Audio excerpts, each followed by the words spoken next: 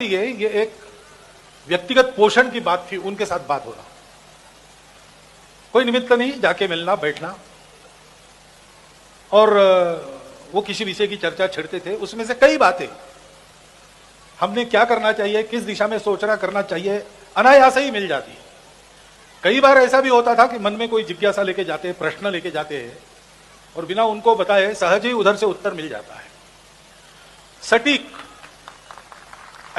ऐसा कभी हुआ नहीं कि उन्होंने कोई रास्ता बताया हो, उस पर चल के हमको विफलता मिली। कोई भी जटिल विषय हो, उनके सलाह के अनुसार चले तो हम हमेशा यशस्वी हुए।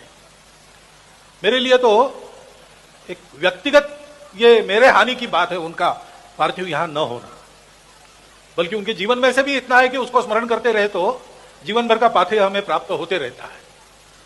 परंतु वो जो सानिध्य मिलता था, बात होती थी, कल्पनाएं मिलती थी, परामर्श मिलता था, लेकिन और कुछ बात थी जो उनके यहां बैठे आधा घंटा तो आगे साल भर के लिए मन बड़ा स्थिर रहता था।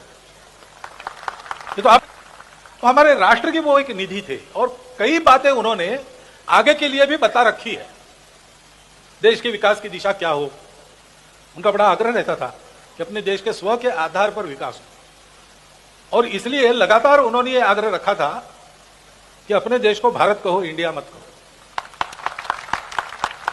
और जब राष्ट्रपति जी ने भारत के राष्ट्रपति के नाम निमंत्रण भेजे और उसके पीछे शासन भी खड़ा हो गया, उस समय उसके बाद मैं डोंगरगढ़ अभी भी विजयादशमी के पहले जाकर, वो बड़े प्रसन्न थे।